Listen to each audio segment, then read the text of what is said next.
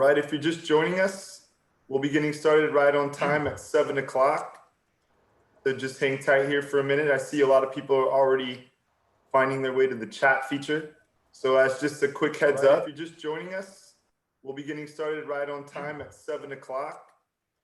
So just hang tight here for a minute. I see.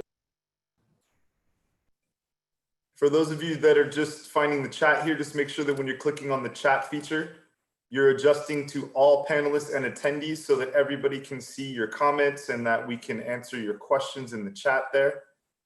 So just hang tight.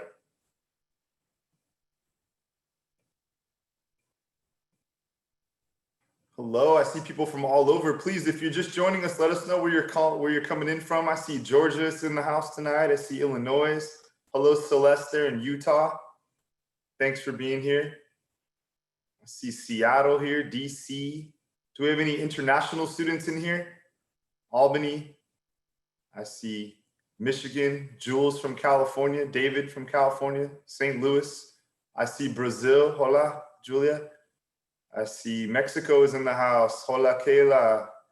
Connecticut, New York. Alexis from Connecticut. Coda from Virginia. Claire from Santa Fe. I see Oakland is here tonight. All right, we have San Francisco and Sacramento. Hey, Tree, thanks for being here. Justice in South Carolina. Shayla in New York. Georgia. From Oakland. Colombia, hola, hello. Los Angeles, Switzerland. All right, San Diego, I'm actually in San Diego. Hey, Sal. So nice to see people from all over. All right, so we're just gonna be getting set up here in just a quick second here, so just hang tight, everybody.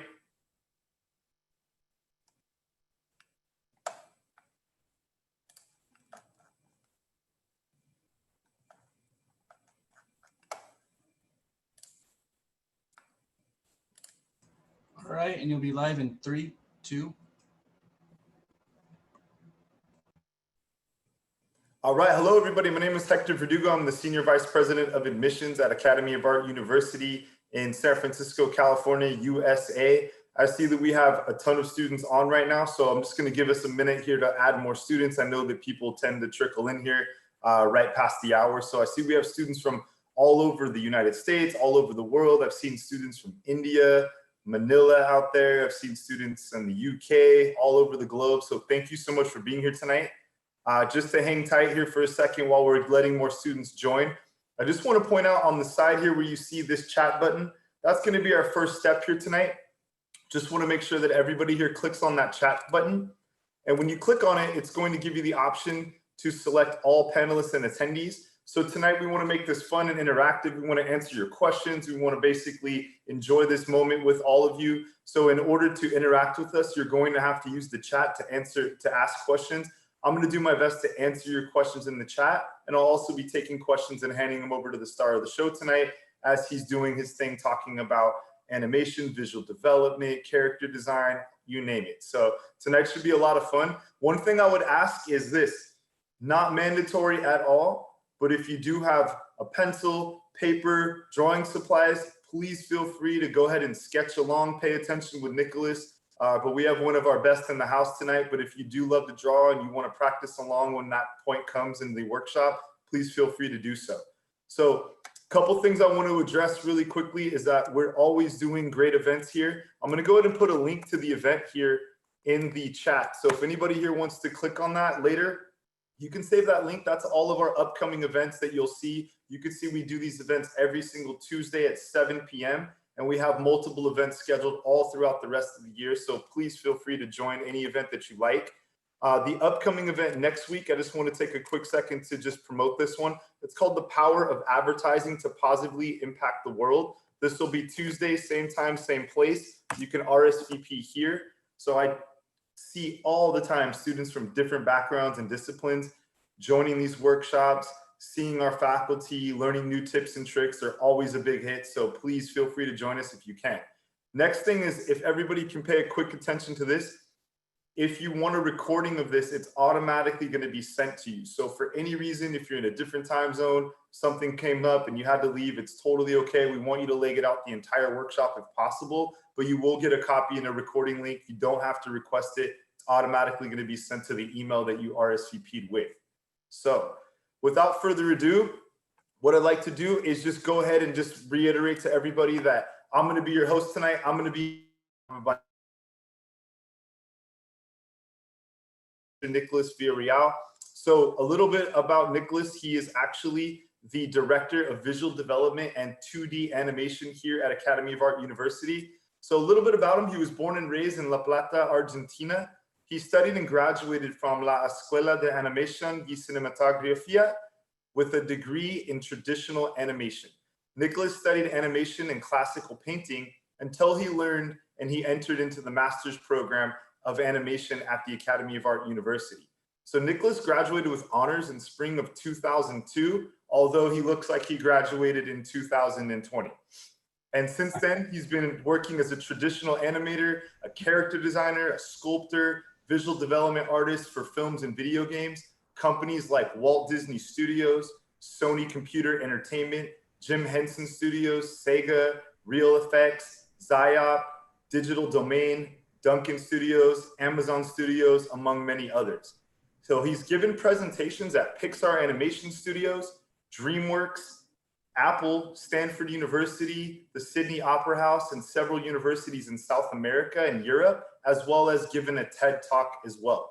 Nicolás is the co-founder of Red Clover Studios, where he currently is working on his first feature film, The Aces, as well as the creator and director of award-winning animated short films Pasteurized, Nieta, and co-writer and director of La Casa de Colores. His new film is coming out very soon. It's called On Off, and it will be premiering at the LA Shorts Film Festival this October 5th, which is also an Oscar qualifier. So without further ado, my name is Hector Verdugo. I'm the Senior Vice President. I'll be in the chat here tonight. I'm gonna hand it over to our star of our show, Nicolás, and I'll see you all soon. Bye, guys. Thank you, Hector. I mean, what a presentation. I feel after that I should leave. I don't wanna let anyone down. Thank you for joining us tonight. I put together a presentation of my experience since I came to the school and then I graduated and went to work. After this brief presentation, I would like to show my first film, Pasteurized, and then I'll show you how I sketched before doing a shot for animation. So a couple of thumbnails and the initial process, and then we'll do a quick animation of a couple of drawings showing you how you start with the key joints, you go to the breakdown, anticipation, and the arcs in the shot. So let me start. I'm going to share my screen. And I love this drawing because like this photo, not drawing, sorry. Like all of us that we start in drawing, we like to draw since we're kids, since I can remember. And I want to show you my first drawings. This one I was 5 years old, but I'm showing this ones because of the graphic shapes. If you look at how kids draw, they use graphic shapes, and those shapes, they mean something. And you will see how they use the shapes in movies. Donald Duck, when I was 6 years old, and Mickey, I forgot to put his nose, a little octopus. Look how the octopus is moving forward. That's a line of action showing speed. 7 years old, a sailor. Look at the triangular shapes going up. Usually when you use triangles like this in animation and character design, the characters look stronger. 3 years, I have an abstract period. Goofy, in Argentina it's called Tribilin, I don't know why. And I love to draw. 9 years old, Popeye. I was attracted to, I wanted to draw stuff when I was a kid. Like many of us, you just want to draw stuff. 11 years old, Paturucito is one of my favorite characters. This is actually Paturusu in Argentina. Look at these shapes. I was 6 and I was working with rounded shapes, rectangles and triangles in the pencil that we will see how these shapes, they affect the perception of the audience. When you place these shapes in characters, you're sending a psychological message, and it's important knowing these shapes because you're basing them on the profile of the character. When I was 15 years old, my parents gave me this book, which I have here in my office, one of my favorite books, and I spent the whole summer copying every single drawing. I did some drawings. This is the cathedral in La Plata. I did a bunch of drawings. I was studying animation, drawing, and fine art on the side. I did 1 year of architecture, and even though I do love architecture, it wasn't my passion. I would find myself doing little drawings on the side. Classical drawing, paintings with oil. Painting and drawing, it's of course, it's crucial in visual development, in animation as well. Not so much painting. I'm a big fan of traditional art, and I believe that if you really understand this process of painting and drawing, it will be much easier because you can go into animation, and if you need to do some visual development paintings, you can do that as well. This is oil on paper. And then I started doing, I started my undergrad in the Instituto de Arte Cinematográfico de Avellaneda near Buenos Aires. I graduated, and in the middle, before I graduated, I came with my family. I'm saying I came because I'm in San Francisco, but we went to LA actually, to Disney World. And at the end, this is my family, and my sister is the one on the red hood. And I like this because I'll show you how this is linked to my film. She wanted to go into this roller coaster so much that when we went there, she hated it. And there's a shot in Pasteurized, my film, that I will show you after this little presentation. When the handle went down, she started screaming from the top of her lungs, and that was inspiration for that. And that was a really fun day for us with my brothers. Anyway, I got to speak with an animator at the end of the ride. And I went up to him and told him, you know what, I would love to work here. What should I do? And he told me, well, first of all, you need to study art and drawing as much as you can. This is crucial. So you can go to these schools. And he gave me a list of these schools, which are the best ones, to my knowledge, in the United States and the world. You have the Academy of Art University, of course, Art Center, CalArts, Risley, Ringling School, and Pratt. And I mailed, back then, I sent a letter, believe it or not, all of them.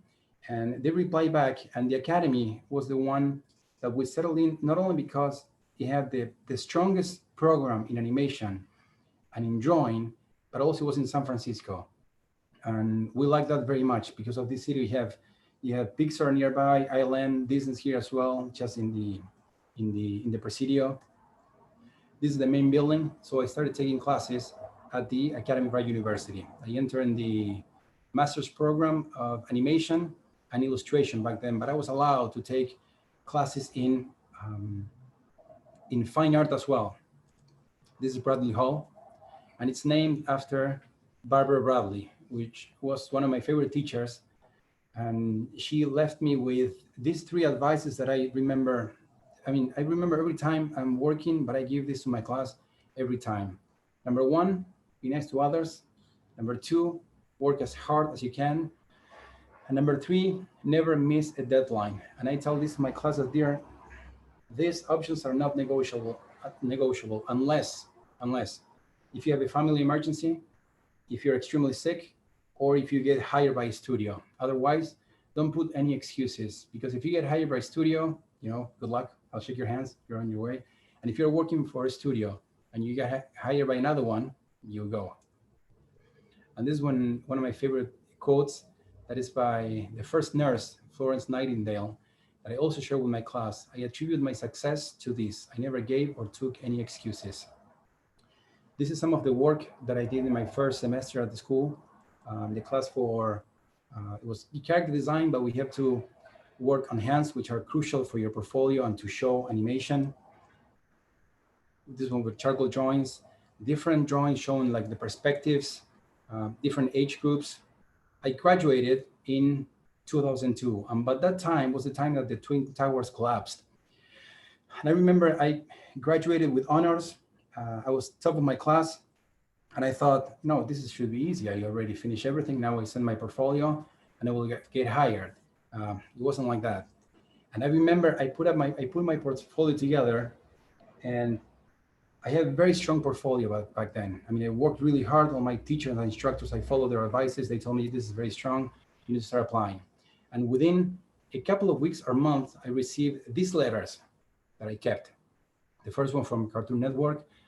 Thank you for mailing your portfolio, Nicolás. We truly appreciate your interest. Great work, but at this time, we don't need to hire you. DreamWorks. Thank you very much, Nicolás, for interest in DreamWorks animation.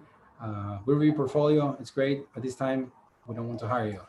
Blue Sky, thank you very much, Nicolás, for sending your portfolio. At this time, we can hire you.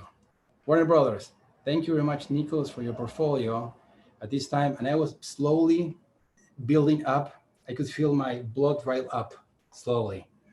And then the last one, which when they call it breaks the camel's back, is by Disney. And I just opened it up and I read, thank you for your interest. And I just grabbed it and I didn't destroy it, but I threw it against the window. And I remember after a while, I composed myself. I picked it up. I put it in this folder. I folded it up like it's like that. And then I thought to myself, you know, one day I'm going to use this up.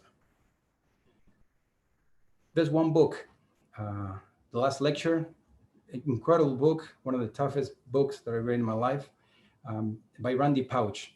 And I love this quote: the brick walls are there for a reason. The brick walls are not there to keep us out. The brick walls are there to give us a chance to show how badly we want something. The brick walls are there to stop the people who don't want it badly enough. They are there to stop the other people, not us. And in this book, he talks about meeting William Shatner. And if you remember in the first movie, Star Trek, they ask him, you need to do this, and say no. And so why? Because I don't believe in the non-win scenario. And that comes from an actual table read, the script in the show in the 60s with William Shatner, where they tell him, you're gonna work with this machine and you can win. And he says, what do you mean? Well, there's no chance of winning. And do I know this going in? Yeah, but you're not gonna win. And he said, I'm not gonna do that. It's like, well, because why would you do something if you know that there's no possibility of winning? There's always the possibility of winning. And they replied to him, well, no, not this one. And he said, yeah, I'm not doing that. And he left the room. As he was exiting the room, they asked him, well, tell us why. And he said, because I don't believe in a non-winning scenario. And the writers were, this is incredible. We need to put on the script. And that's how that ended up in the script. And I love this because usually we reference heroes and peoples in movies for this. And this was the opposite. Like Captain Kirk was referencing William Shatner. Muhammad Ali versus Oscar Bonavena, an Argentinian boxer called him Ringo. December 7th, 1970, there was this fight. And it was one of the first times that Muhammad Ali was put on his knees with a punch. Years after, you can find this on YouTube, there's an interview of Muhammad Ali and they ask him about Oscar Bonavena. And he says, I remember I beat him, but that punch still hurts.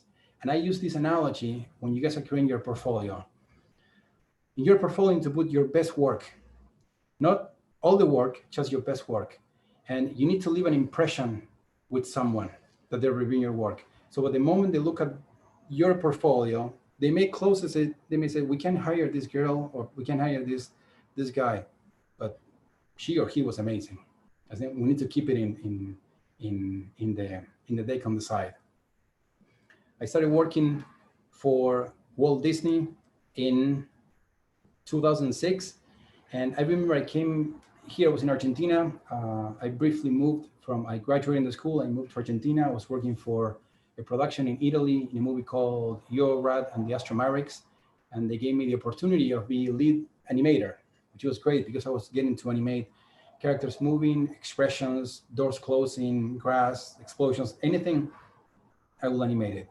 I came back and in the summer of 2006, I believe, I worked here at the school in the lab from 9 a.m. to 12 at night with another friend, Seamus Gallagher. He wanted to go into crystal dynamics and I wanted to go into Disney. And for 3 months, the only thing that we did was drawing. From 9 a.m. to 12 at night, we would draw all day long.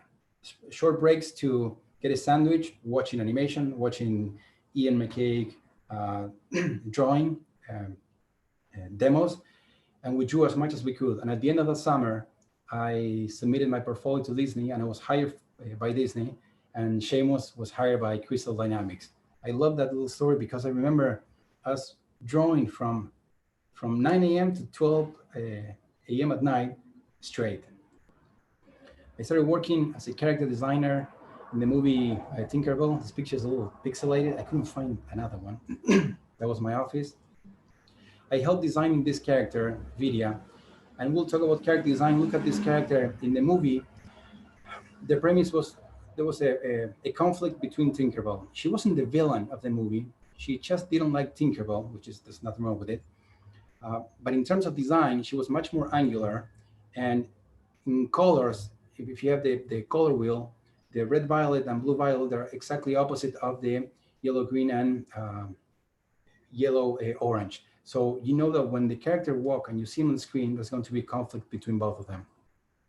This is the final 3D painting that we call. I worked on this little guy and her. This little guy, one of my favorite characters that didn't end up in the movie. The blue notes are my notes. The other notes are notes from the director. And this is when you work in a production, there's a bunch of back and forth between the director and the director, because you need to make sure that you're following her or his vision when they're doing this. So this is crucial that you understand that when you're working in a production, you're a part of this production and your drawings are the vision of the director, and that will go, if you're working in a 3D film, into the modeling team, or if you're working in a traditional animation movie, it will go into the animator. I spent on this character probably 30, 40 hours painting this character. And I remember I always mention this. This character at the end didn't make it in the movie. They told me, I remember I brought it to the directors and I was so proud of this character. And they say, well, it looks good, but he's not gonna make it. We removed from the movie. But I spent 40 hours in this character, and I was spending 40 hours in all the paintings that I was doing. The first painting that I did, I went there and it was the two directors, the art director, one of the producers, and there was an assistant there recording everything and taking notes about everything. And they were looking at my drawings. And in these drawings, they were pointing out, the color, these little things. And the only thing going through my mind was, that was the first meeting that I attended, that they were looking at my drawings, and I had no idea that I was going to be on display in front of the key people of the movie, which is pretty normal. I learned after. When you do the designs, you have to meet with the director, and they have to supervise everything. I remember the only thing going through my mind was, thank God that I spent 40 hours doing this, and I couldn't get it out of my mind. The only thing in my mind was, thank God you spent 40 hours. Thank God you spent 40 hours. Let's go into proportions. When we start designing characters, we start with proportions, geometric shapes, line of action, and everything is based on the story. I'm going to explain what the line of action is. And when we go into geometric shapes, all the shapes, they need to be asymmetrical. There's a drastic difference, substantial, between a symmetrical shape and asymmetrical shape. Asymmetry, for me, it's interesting. And it's this rule that I follow. When in doubt, when you're doing design, always go towards the asymmetry, always. Because if not, you're working in a very thin line in making the character boring unless the story calls for it. In order to design characters and manipulate the expression, the proportions of the face, it's important to understand these shapes and how they are built with volume and the structure. The volume is created by the light in this case. Different mediums, and you'll notice this is with pastel, this is digital, this is with wash, this is with two pencils, white and red. If you notice the highest contrast between light and dark, it's set on the eyes. That's where, when we speak with people, we look at each other in the eyes. If you're speaking with someone and they look at here, it's strange. If they look at your ear or your mouth, it's like, do I have something in my teeth? What's going on here? Why are you looking at my mouth? So you want to create the highest contrast between light and dark, set on the eyes.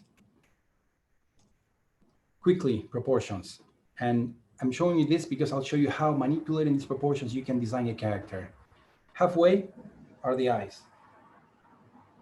A little higher are the eyebrows. Women tend to have the eyebrows higher than men. Between the eyebrows and the chin, halfway is the nose. And then projecting this proportion, 1, 2, 3, it gives you the hairline. So you have 1 proportion, 2, and 3. The mouth is 1/3 placed between the bottom of the nose and the chin, and the ears are placed on the nose, in the same proportion of the nose. They're not placed on the nose, of course. But remember its proportions, number 1, number 2, number 3, because manipulating and pushing those proportions, it will let us to design completely different characters. Geometric shapes. If I show you a circle, a triangle, and a square, you need to see which one is the good guy, which one is the villain, and which one is like the strong guy. That's a nice circle, that's an evil triangle, and that's a good stoic square. These shapes tend to represent these characters. And I use one of my favorite movies, The Hunter of Notre Dame. If you haven't watched it, you should watch it because I think it's phenomenal. I watched this in the movie theater. That's how old I am. Look at the shapes, how they build Quasimodo with circles. And everything is curvilinear. Everything has a flow, but it's built up with circles and ellipses. And when we use that, or with bean shapes in character design, the characters are more like cute, cuddly, friendly. If you look at Santa Claus or fuzzy animals or babies, they're all rounded. So that's the feeling that we get when we are using rounded shapes. The eyes, look how they enlarge the eyes on Quasimodo. And when you enlarge the eyes and the ears with the pupils, the characters tend to be much more sensitive. Now contrast, Frollo. He's all built up with triangles. Look at his eyes, how small the pupils are, how small the ears are. This guy clearly doesn't see anything, or he doesn't hear anything else. They make him walk tall with the chin up, that we will see when we are looking into line of action. The character looks arrogant. So imagine walking someone like this. If you walk someone like that, it looks extremely arrogant. Plus, built with triangles, with small eyes and small ears, it makes him instantly a villain. Every time you see sharp angles, usually they create evil and villain characters. Now we have Phoebus, all built up with rectangles. If you look at the rectangles of, not the rectangles, the proportions of the face, they enlarge this part. And enlarging this part, the jawline, they create a strong character. If you look at Superman, he has a strong jawline. If you look at Batman, all the superheroes, they have strong jawlines with a thick neck. And the proportions are the same, but you look at this guy and he looks stoic and strong. Esmeralda, she was extremely sensual, and it's when you combine circles and triangles, you get these like cat shapes that I called. And they enlarge her eyes, mouth, thin neck. But she was, when you look at, I like this character, but because when she's presented, she looks very, it's athletic, agile, but she looks dangerous too. She's a gypsy, she likes to dance, but she kind of looks like a ninja when the way she moves. Now, let's put this to the extreme, Pinky and the Brain. Now, if we're talking about this part, sensitive, look how sensitive is Pinky. If you enlarge this part, you are showing that the character has a huge intellect, it's smart, and it's usually a leader. Now look at Pinky, it's virtually doesn't have anything. So when you look at these characters, instantly you know which one is the leader. If you look at Pinky as well, if you remember Phoebus the soldier, they enlarge this part.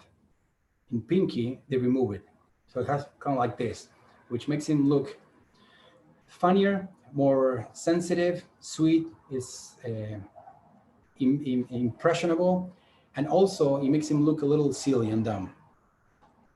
Icons, extremely crucial when creating characters. I would say this is paramount. If I show you this character based on the information that we have, we can't tell who he is. We know he's a strong guy, but we don't know who he is. We add this curly hair and we have Superman. You can add this curly hair to a potato and you'll have Superman. It's, imagine an icon is a relationship between a symbol and the idea that it represents. The same with the head in Indiana Jones, the same with the color green in Incredible Hulk, the same with the ears in Mickey Mouse. This is a designer it's a quote by a designer and a writer and a poet and a soldier, Antoine de Saint-Exupéry, that wrote The Little Prince. A designer knows he has achieved perfection, not when there is nothing left to add, but when there is nothing left to take away. This is extremely important because when we draw, we don't want to have a busy drawing. What you want is just enough information that it's whatever you take away, everything falls apart. Superman, we remove the curly hair and it's not Superman anymore. That's when we know we have an icon. If you guys think of it as, imagine if you have to go to a costume party for Halloween and you're on a very tight budget and the only thing you can buy is only one thing or nothing. If you draw a curly hair on your forehead, everyone will know that you're Superman. These are I'm going to show you my first short film, and then I'm going to animate one of the characters, Pasteurized. And my short film, I don't have any villains, but I have archetypes. And you have the alien cow that was rounded, the little cat that wasn't evil, but he was just oblivious, but he was in contrast with the lead character, and then the scientist. And this is how you can start manipulating these options that you have when you're designing characters. I want to tell you why I chose a square for the scientist, because he wasn't strong. These are explorational drawings, concepts that I did for my film before. And if you notice in these drawings, I have the character pretty much designed, but I was concerned about the sleeves here. And that sleeve, the one on the left, if the character moves, it means the sleeve will drag. Drag is secondary action, and it will be overlapping, which means the action arrives later than the main action, which equals to more animation. So, and it wasn't adding anything, the same with the glasses. So what I did is I took the gloves and I had the idea of tucking in the sleeve into the glove, and it helped the silhouette as well. I was saving animation, no secondary action in the sleeves, and it actually cleaned up the silhouette. This is the cat. What makes this character iconic are the three kind of like marks here. If this character would be an extremely famous character and you would just paint three things on the side, everyone would recognize you as the cat in Pasteurized. The scientist. Why I chose a square when the squares describe a strong individual? Because also if you give a square head to someone and you remove the top part, they may look that they're not very smart. And I gave him a big smile, kind of like a politician smile, to show how he was trying to sell this silly idea of putting a cat in the moon. And that's the whole thing, how everything is a catastrophe at the end. Catastrophic. Construction. We start with the head. We go into the line of action, proportions, then geometric shapes that are asymmetrical, and then the final drawing, the line quality, which is crucial because with the line quality, we show depth. And this is dragging from the concept of atmospheric perspective, that it tells us that atmospheric perspective happens between two objects with a large amount of air in the middle. When you're driving and you see a mountain in the back that it's blue, it's not actually blue. The atmosphere, it's dying in blue. And it's blue and it's lighter. If you desaturate that, it goes from black to gray and to much lighter gray. So if you add a line that it's dark and thick versus thin and light, you will create depth, like is happening in this character. And then the final touches with the focal point. In this case, remember when I'm talking about the focal point in the eyes of the sheep. This was the concept for a movie that it was never made, but I can show it. And there were ninjas-based samurais, and the ninjas, they move like water. They were very quick and fast, while the samurais were just squares. These are a bunch of drawings that I did when I had more free time. That I did in my free time, Walt Disney. Look at the line of action, how it's pushing the character from the hips. Thumbnails, we do a lot of thumbnails. I'm going to do a couple of thumbnails today before as warm-ups to start my animation, the shot that we'll do. A few more drawings, and keep in mind, look at all the shapes are asymmetrical, and this may sound crazy that all the shapes are asymmetrical, but when you're building a drawing, each shape is important. So you start from the wider design, and you start going in, design every single shape, as well as the line quality. All the lines are important. One line, misplaced line, can destroy your drawing. Little drawing on the right side, that's how usually I start doing designs, and then I move into the final one. This is one of my favorite quotes by a Roman philosopher, and it talks about what's luck. Luck is when preparation meets opportunity. which means you always have to be prepared. I think that when something happens and if there's a mistake, I usually think that it's my fault because I could have done something to prevent that. So it's important to always be prepared, have your portfolio ready, keep your portfolio in your iPad, or you can have a hard copy portfolio. Today you can have it in your phone as well, but it's better if you have like a larger display for it. And I show like this, you have two lines, preparation and opportunity, going into the same direction. If they meet, that's luck. When you have something that it's extraordinary. I remember I always use this not a metaphor, but an example. In Argentina, there was a soccer player playing for, he ended up playing the national team. And at the beginning, they call him the gardener. He was literally gardening the field. And one day, one of the players was out. So the coach told him, hey, we can play. Can you please fill in for this player? And when he played, he was incredible. So the coach says, who's this guy? Sign this guy up. Now, he was prepared. Imagine if someone would have not been prepared, he would have never been in that team. He went from cutting the grass, the gardener, played to the national team, and he ended up playing Italy in professional soccer. That's when preparation meets opportunity. And then when you have that, you don't stop there. The next step is it becomes, again, more preparation for the next opportunity. This is brutal. If you're not prepared and you have an opportunity and you miss it, it may never come back. Opportunities are rare and they don't come back. And these three words, they're so hurtful because, I heard this before, said, what a shame. Maybe it would have worked, but she wasn't prepared, he wasn't prepared. What a shame is one of the worst three combinations in the English language, I think. So always, if I can leave you with something in this workshop, is if you're doing something, put all that you have in there. Remember that punch from Ringo Bonavena to Muhammad Ali, and Ali said, I still remember that punch. So every time it needs to be like that. March 1861, that's a picture of Monet. I went to the Legion of Honor, the Young Museum, a couple of years ago. It was an exhibit of painting of Monet. And I didn't know this. Monet's drafted into the 1st Regiment of the African Cavalry. And his father could have purchased Monet's exemption from conscription, but he told him that I will only buy you out of the military if you quit painting. And Monet said, yeah, I don't think so. So he chose almost literally death instead of doing something that he wouldn't love. A year later, his aunt intervened, paid for it, and removed him from the military. Monet goes to Paris and he meets in the studio of Charles Glary in Paris. He meets Sisley, Bastille, and Renoir. He was 22 years old.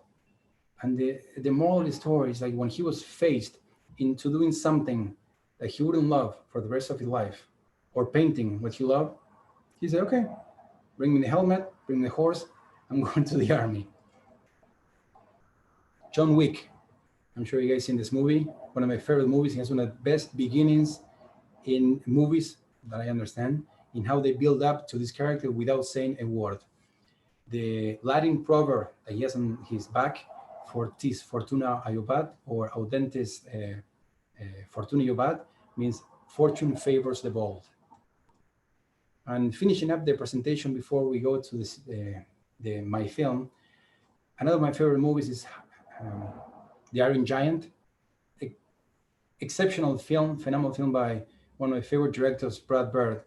And in the film, you have the Iron Giant saying, you are what you choose to be. Ratatouille, another movie by Brad Bird. I share this quote with all my students. Not everyone can become a great artist, but a great artist can come from anywhere. And I use this quote because from everyone that is watching this across the world, in South America, in Europe, Africa, I was in Argentina drawing by myself, and I felt that I was too far. I was isolated. I was too far from Disney. I was too far from the United States. It felt impossible. But I love this quote because it doesn't matter where you are. The only thing matters is how much effort you put. I could live next to Pixar and draw only 1 hour a day, and there could be someone in the middle of the Sahara Desert drawing 15 hours a day. And if we both of us would send our portfolio, they would choose her or him. So it doesn't matter where you are, and never feel like you are let down or demoralized because you feel like you're too far. Nowadays, today, everything is much closer. If you're drawing and painting as much as you can, you're going in the right direction. And talking about icons, I worked in this video game for Sega a long time ago.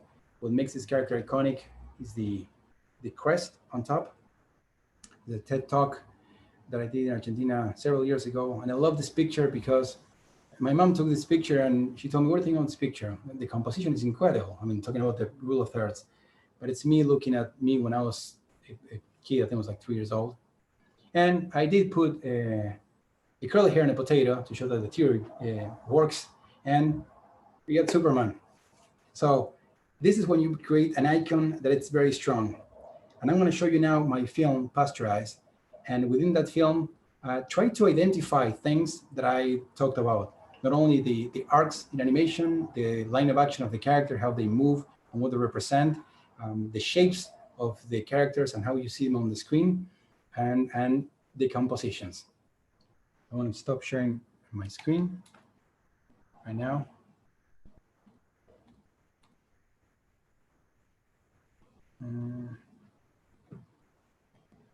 Give me a second. I'm going to create doing this.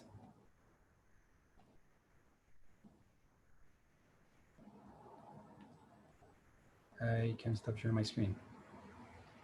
Hector, I may need some help here. All right, let me call in IT. Wait a second. I found it. Never mind. Stop. Sorry. It's the beauty of being live. So this is the film. Everything checked. Yes. Pasteurized.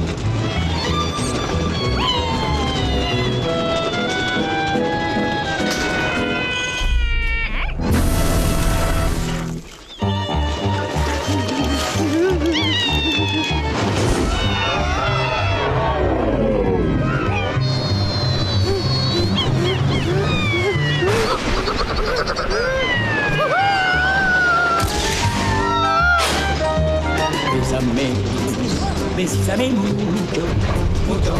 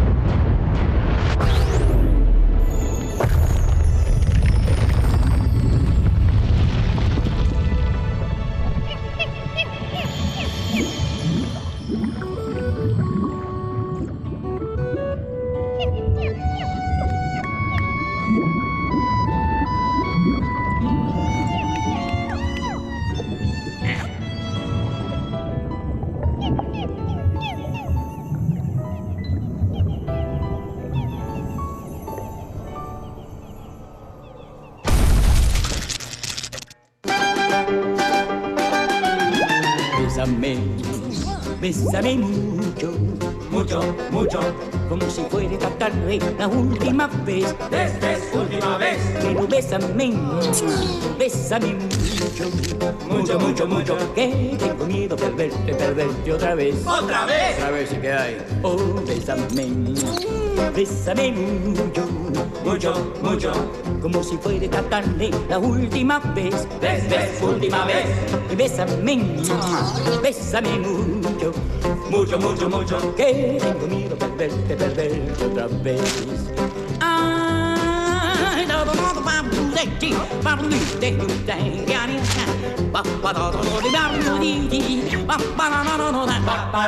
Bésame, bésame mucho, mucho, mucho, como si fuera esta tarde la última vez.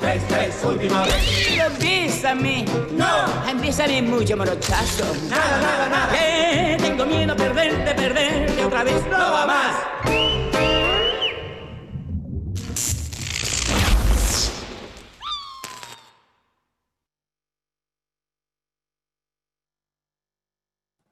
All right, I was on mute. That was almost 3 years of my life working on that film. So now let me show you what we're going to start doing. Let's go into Photoshop. It's Photoshop. Wait a second. Just bear with me. I'm not great doing these things. I think students are terrified that it took you 3 years. So like, that's what it takes. It took me, to be precise, 27 months to work on that. And granted, I was working on other projects. Halfway, Sony hired me to design characters for this video game. So I wasn't putting all the time, but I was putting probably 20 hours a week, if not more, on this film. And it was 27 months. And I did pretty much everything by myself, except for the animation of the cat was by a good friend, Hannah Vihana.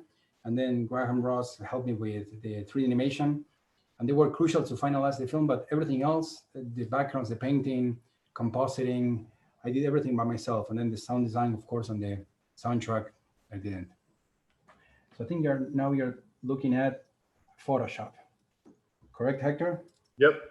So I usually do this when I start animation before a shot.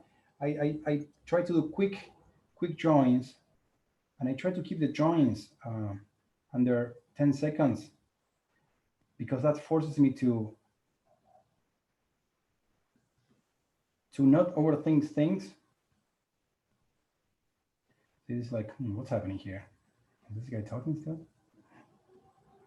And then I move to the next one. Let's do one like a fun one. If let's say he's holding his breath, or this is his mouth,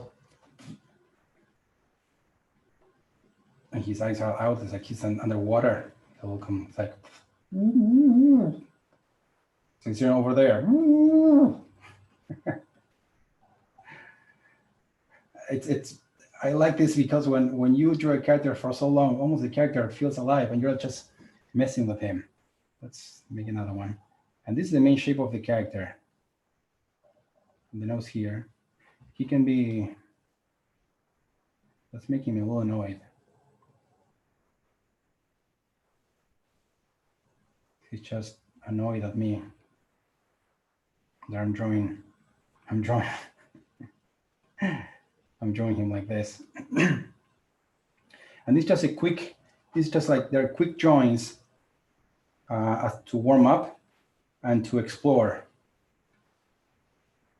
Let's see if you push him a little more.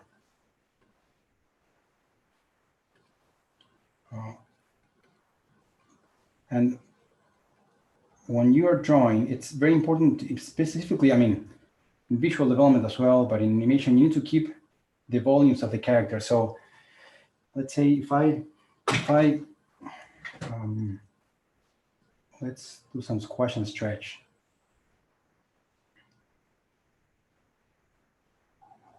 And Nicolás, is Pasteurized on YouTube or Vimeo or a place where students can watch it? Yeah, it's on all my films except On Off. They're online. You can watch them online.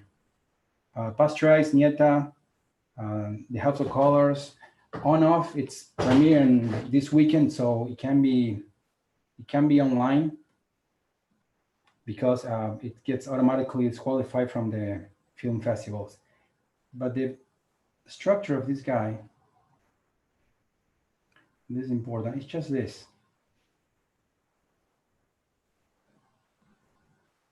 So it's built. You're going to see this a lot in animation. Just with these volumes. And then you have the eyebrows, a different volume on top.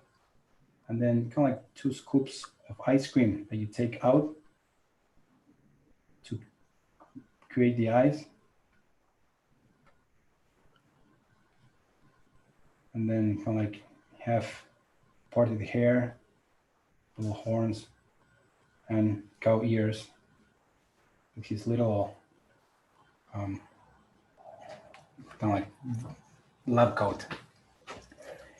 So once I feel like I have something, and I try to keep them pretty, I mean, these are very rough drawings, and it's okay if they look terrible. I mean, most of them do. But it's just exploring like different expressions and moving, and just by moving the eyebrows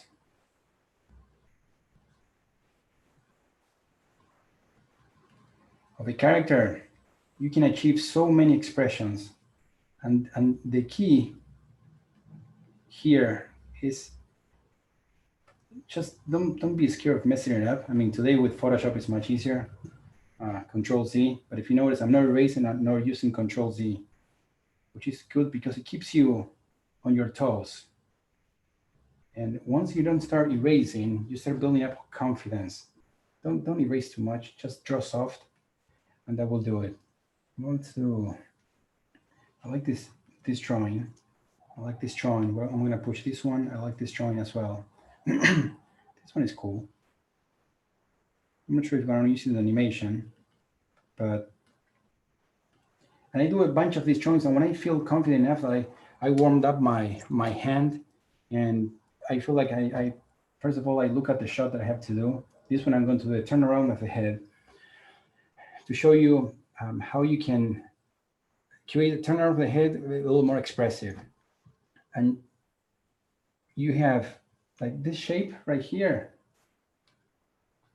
You can keep, this is at rest, right? And if you want to squash it, let's bring this here up and down.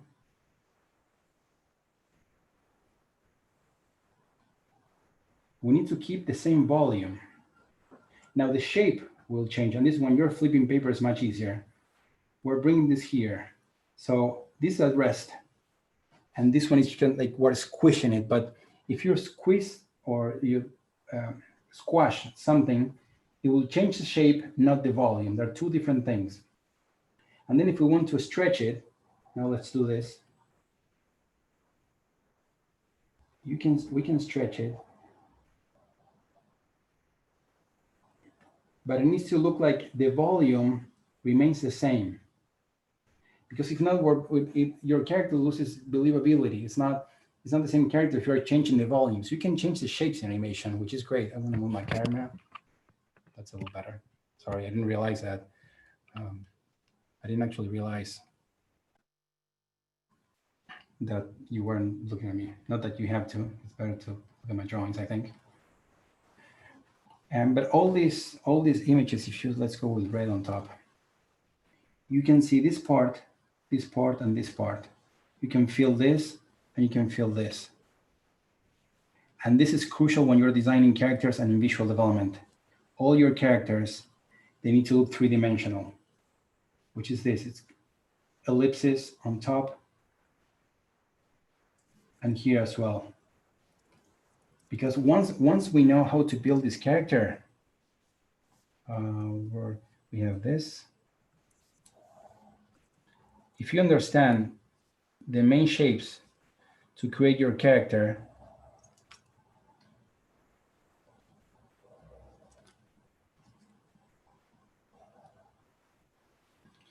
then it's much easier to move them around.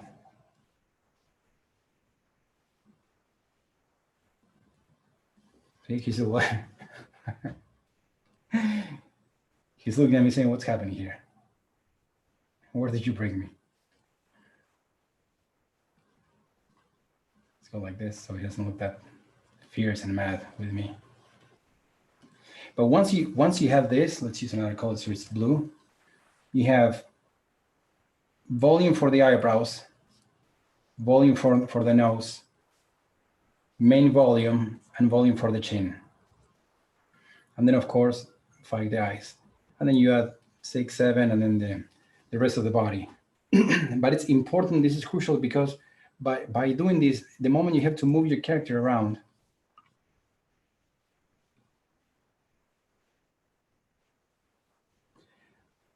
you know where to place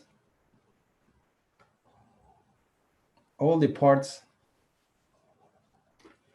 And then once you have the sketch, then of course you have to tidy it up and make sure it's cohesive with the character sheet. And making the character cohesive it's critical and crucial when you're working in the production, because the character needs to look the same. You can't have a character, if I'm doing this character, it cannot change from one shot to the other one. It will be ridiculous. Like, you're breaking the illusion. Imagine if you have a movie and in one shot, Brad Pitt is Batman, and the next one, Tom Cruise is Batman. Well, unless it's a comedy, it doesn't make any sense. So the character needs to remain the same, and we achieve that cohesive look with graphic shapes. I think this is enough for this. I'm gonna stop sharing. I'm gonna move this to the side. And now I'm gonna share, I'm gonna use TV Paint. Usually you can animate with Toon Boom, Harmony, or TV Paint. I don't have Harmony in my computer right now, so I'm using TV Paint, which is very similar. So we have here in this bottom, we have the X sheet, and this one replaces the drawings. So we're going to do a simple chart, and we'll start animating. I usually do this, start with 1, 5, 10. These are going to be the key drawings, which are the extremes, and they're defined. The key drawings are the ones that define and establish the movement and the performance of the character. In the middle, we have the breakdown. The breakdown is the drawing in how the character transitions. It's defining the transition between one drawing to the other one. So let's start with the drawings that we were doing before. I love animating in paper. Something that I miss is flipping the paper. Flipping the paper is when you do this, and it looks incredible. And in the computer, it's not the same because you have the slide, and it's not quite the same. It's not the same feel. But I want to show you how. Yeah. Is the software TV Paint, is that a paid software or is that a free software? TV Paint is paid, but there's a student and teacher discount. I don't know exactly, but you can use in Procreate. You can animate for free, I think, in the iPad. Photoshop too. So let's see, this guy is looking over there, just minding his own business. And I want to animate this character. If you notice, I'm drawing very quickly because I'm trying to establish, when you're doing animation, you don't want to do all the details. You just want to establish. Let's try that. This here. If you look at the camera, I'm going to try to do this. Imagine the camera, the character is, oops, I come here. He's doing this, and he's going to be scared. Something happens, and he's going to react. And first key, the next one is going to be, look how boring it is to do this. It's terrible. So what you want is much better. Now I'm going to slowly change it from here, blink. But now what if I do this? So what we want, this is one key. The breakdown will be this one, the sound. And then the other key, it will be the extreme of him kind of freaking out. So in this case, I'm going to draw this one right here. Let's keep it here. I don't like this.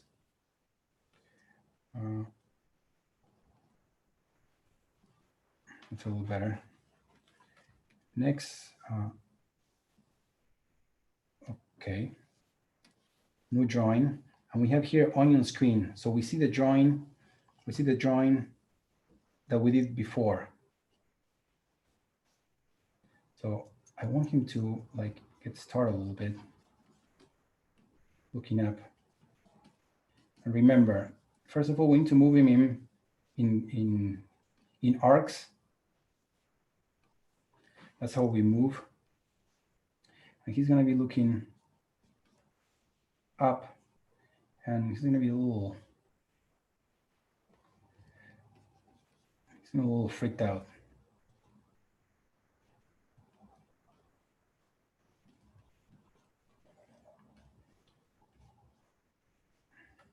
I'm going to bring the eyebrows up. And his eyes going to be like two stretched eggs.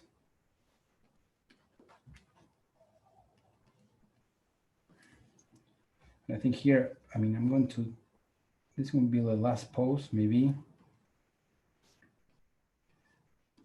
Bring this here. See, when you're drawing with paper, it's easier to, I like that better. I mean, this is fine too. So now I'm cleaning this up, and if we go, see, it moves, it's a little boring. And then this is the first pass. But now we create another drawing in the middle, clean this one, and show, we have drawing number 1, this one, drawing number 2, this one. We're going to do the breakdown. And the breakdown is when he's going to freak out and he's going to come down. So I'm going to bring it here. And I'm going to drag. I'm dragging the character. It's you're dragging one part.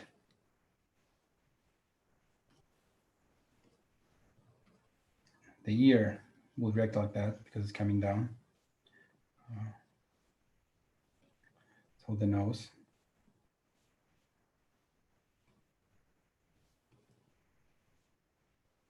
Very quickly, the color will come here probably. I want him to, maybe he even lift his arm. Like, what happened there? Very, very quickly, if you notice what I'm doing. I'm gonna bring down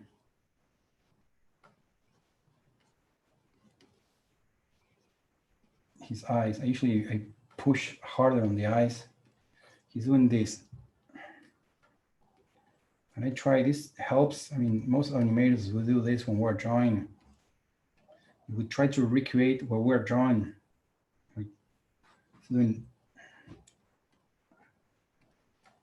So let's see. So, oh! So we go from the first pose to the second pose, the third pose.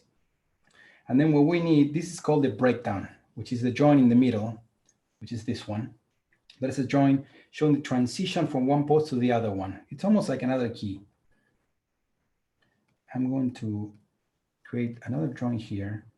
And I like this one. This is called the anticipation drawing. And the chart probably will be easing out and in, which means I have the joints closer to each other. The animation is going to be close, slower. And when you have joints farther apart from each other, it's going to be faster. So in this case, you're going to start slow, go fast, and then stop, come to an end. And the anticipation drawing is the drawing. If I'm doing this, it would be this drawing, the one that I kind of like lean forward to come to this one. So I anticipate and then move this way. So this drawing will be closer to number one. Hey, Nicholas. Yes. Maria has a question out there. She said, can you explain why you use those lines on the right of your tablet there? Of course. And that's a very good question. This right here are called the charts in animation. And it defines how many drawings you need to use for a shot, and how animators define this movement. I can do this movement probably in maybe 10, 12 drawings, which is if you use 12 drawings and you shoot it twice, you have 1 second. 1 second, you have 24 frames in a second. If you do one, you need to fill up that second with drawings. Now, it doesn't mean you need to do all one drawings. You can do, sometimes you shoot in 2 and in 3, sometimes in 4, you're pushing it. I usually shoot in 2, and depends on the timing. You can hold the drawing longer, and that really changes the time. In animation, it's not only drawing as much as you can, it's the timing as well, and planning ahead. When you plan ahead, it's crucial. For all my shots, I do a bunch of little studies. I shoot myself doing things. And then because animation is hard and you don't want to overdraw, you want to hit those keys. And to me, it's important every time I walk into a shot, to try to have control over absolutely everything there, which is hard. But the more you study prior to the shot, the easier it is when you go into the drawing board. It's like it's like training. I do a lot of analogies between painting, drawing, and working in animation with sports. I think a professional artist, they're like professional athletes. We draw 12 hours a day. They train 12 as much as they can. It's in your mind. You need to do this as much as you can. So imagine if you're training and then you go to play a game, or if you're practicing for a marathon, you just don't show up. The day of a marathon, I'm going to run. No, you build up and you train and you're ready. This is then when you walk into a shot. When I walk into a shot of animation or a drawing, I try to understand what's happening in the shot and how can I convey that more successfully. So the charts, as answering Maria's question, it's to see how many drawings you will use in the animation, the ease in and out, which parts are going to be faster, what parts are going to be slower. And also in animation, you have the lead animator and then the in-betweener, which does all the drawings. So in this case, I will do the key breakdown, anticipation, and final key. And then I will pass the shot to an in-betweener, and he will in between all the drawings in the middle.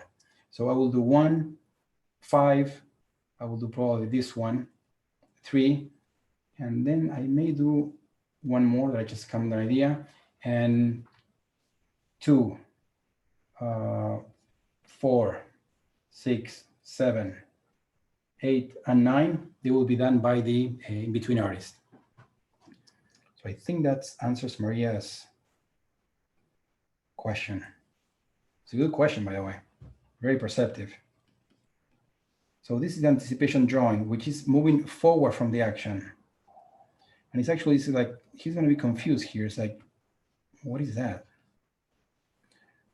So drawing with a skin onion layer, it helps you to see where the other characters were placed. So it's just going to blink softly in this one. These are not going to move too much. And these initial drawings are just to see if it's working. Here I will be flipping paper.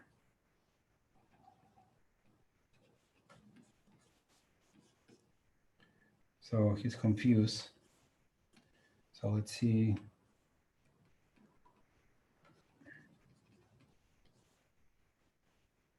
He's confused. He said, what's happening here? So he goes from here. Here's the song, a loud noise, and So now if we, let's see, I'm going to carry this. Sorry, to test the animation is, instead of flipping it, which I can't, I'm going to put it in 4. It means that each drawing is going to be held 4 frames. And I hit play. So it's working. I mean, it's rough and the drawings aren't great. And then it would be funny if maybe the next drawing, let's do one for fun before we go into a Q&A. It would be funny if he just sees something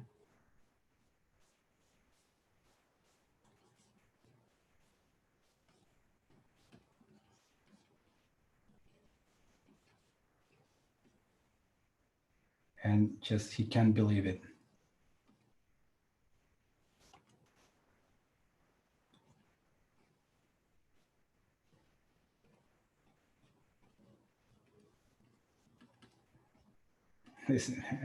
This expression reminds me, I mean, inadvertently I did this, of the Lion King, when the Lion King Simba's about to fight Nala, I think, and Timon doesn't understand what's happening. Hey, Nicholas, someone's asking, are there other softwares that you're using or switching to? No, I started in Photoshop, which in animation is pretty much, and in design, it's the software that we use. And this one's TV Paint.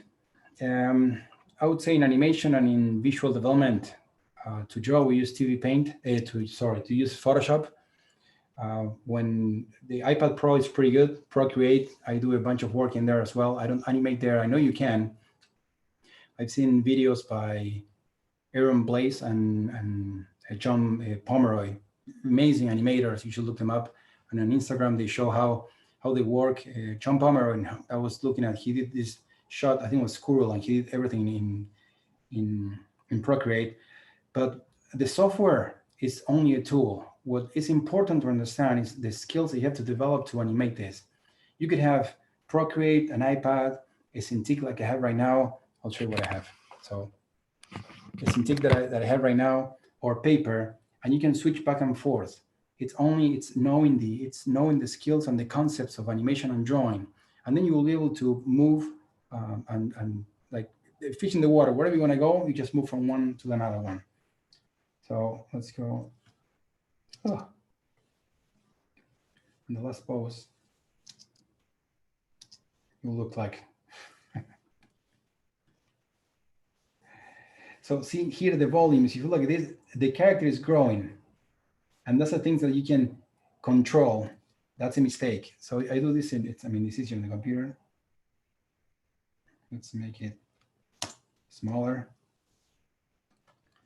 Before we used to, believe it or not, if you're drawing photocopies. So now it feels better. It feels like so once I have this, what I do is I clean up the keys.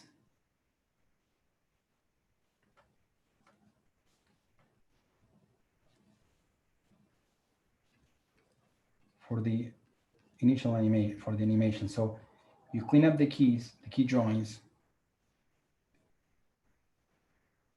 and then you start from the key joins, then you go to the breakdowns. So when someone needs to either in between or you have to in between yourself, it's much easier. So start with this one. And here I'm very concerned and worried. He looks a little sad here, this guy. I'm not sure why. Maybe he doesn't want to be scared. The volumes. And really taking my time. But this only happens once the animation works. Do not clean up a drawing if your animation doesn't work. That's a lethal mistake because you don't want to waste hours of time and frustration. And this one, it's what you want to achieve is from here to this one. See how we have this line, sorry, and then it changes to this one and this one. And when doing an animation, it's when we move in real life, we move with arcs. We don't move like this. It's very robotic. It doesn't work. So keep always in mind. I look at when I'm doing my characters. If you have to present the character,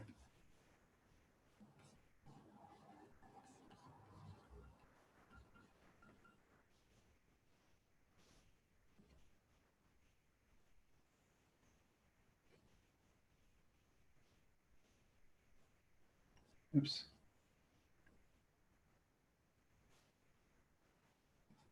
This is a different design.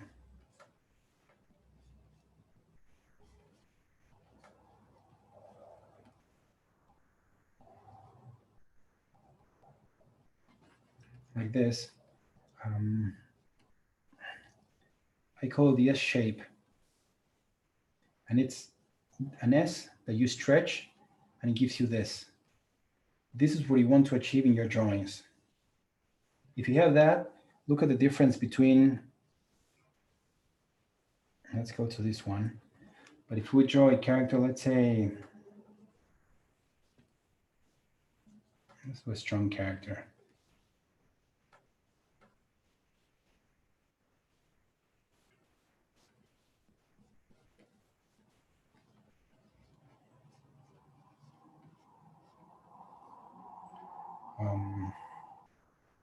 There's a baseball hat. Same. I'm gonna say hi. But you have this coming this way and that coming that way. And you have a character, the same character.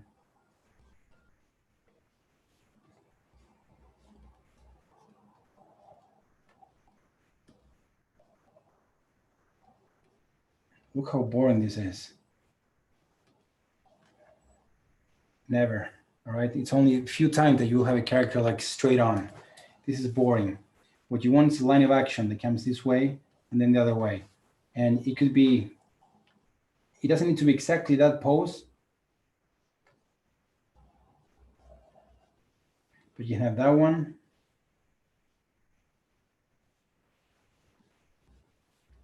You can have that one. I mean, there are a bunch of poses that you can do to avoid this. Just with these shapes, look how boring this one is. And you have, let's go to green. This one, this one, this one, they have life. So it's important that if you're just starting to draw, you can draw from life, you can draw people, try to find curves and try to don't draw straight lines because that makes the character boring and dead almost like a mummy. You want movement, you want arcs. That's where, and if you look in this animation, there's an arc coming this way. And you can feel this. It's gonna another color.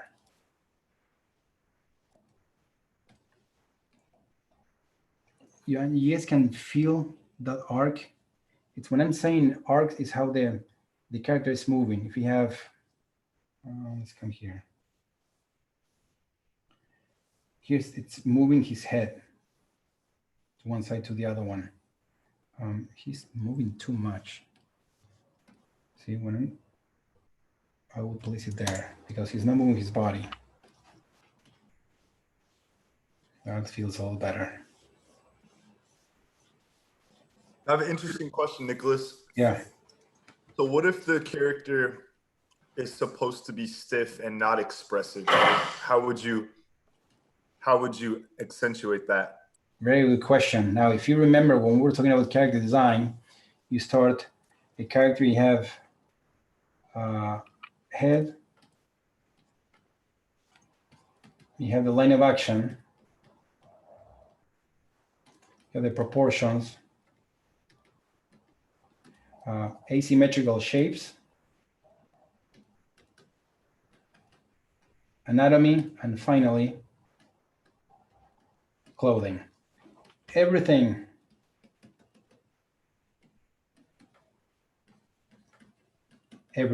is based on the script.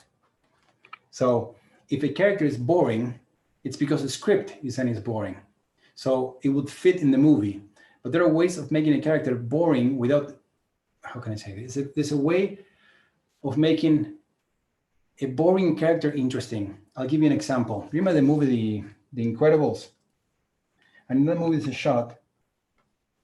And this happens, the shot is like this. And when Mr. Incredible goes to see his boss.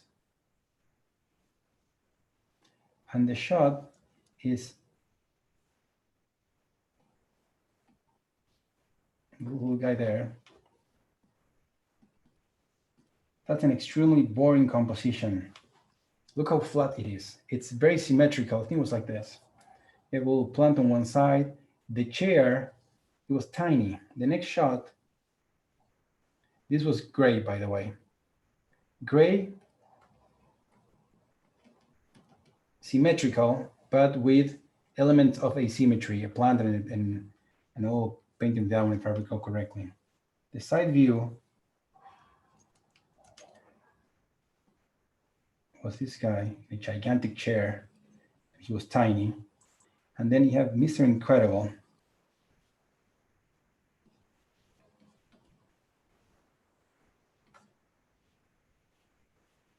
Sitting in this tiny chair.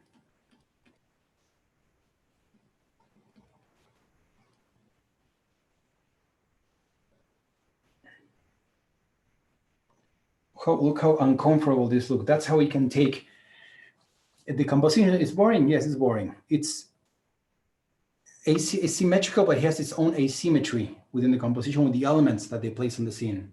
But it's because Mr. Incredible hated going there. And he was uncomfortable and it was boring for him to talk with that guy. So the psychological message that they're trying to, well, they're sending successful in this movie to the audience is like, you are Mr. Incredible in that shot.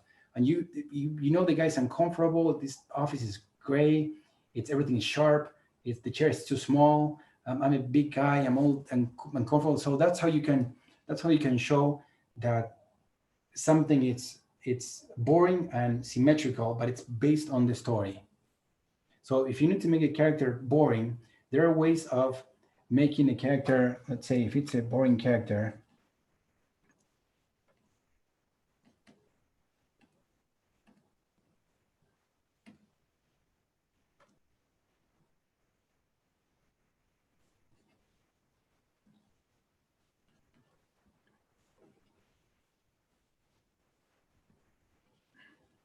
You have this, but it's not a line of action. I mean, it's not a straight line of action.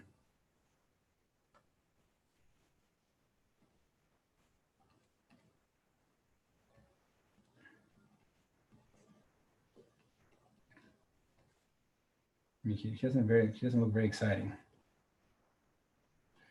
And this character, when I look at this character, it doesn't show excitement. It's not like a happy character. It's like a boring character. So there are always ways of going around. Try to avoid doing this in the character as much as you can. And not only in the main line of action of the body, but in the arms as well. There are ways that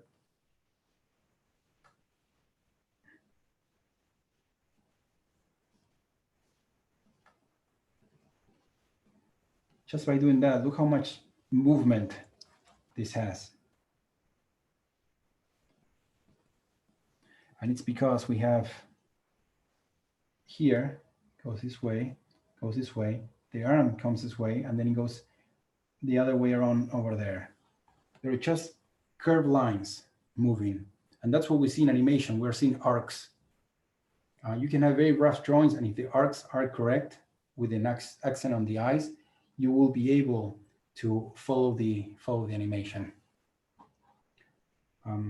That's pretty much in a nutshell how to animate a shot. You start with the keys, you add the breakdown, then the anticipation drawing that usually favors the first key, and then you start adding the in-betweens. But once I finish up the keys, like one breakdown and final key, I add quick in-betweens very quickly, and I shoot the animation to see if it's working. And then I clean up the key drawings. Usually in my animation, I don't start the drawing from the animation that you see on the screen. It's not a cleanup animation. It's not like a perfect line. I like the, it's kind of like an oxymoron, like a clean rough. It's when you have a drawing that it's a solid drawing, not with a perfect line. You can see the structure, but the animation, it's moving it forward, and it's not distracting to see the other lines. Example, if you look at the movie Robin Hood from the 1970s, I believe, one of my favorite films, you can still see some of the lines of how they would build the characters, because there were Xerox in them. In that case, they were taking pieces of paper and they were Xeroxing them into celluloids. That was a transfer.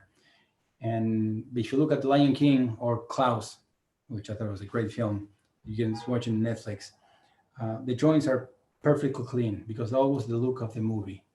In my films, I'm a huge fan of the Sylvain Chomet, The Triplets of Belleville. A beautiful film.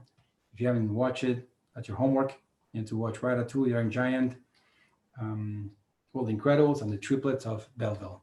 And that style, the style of my film was heavily influenced by that film that I did watch in the movie theater as well. I think it was 2003 or 4. I don't remember. Do we have any questions or comments? Or questions about my process, films, animation, portfolios? I'm going to stop the share screen.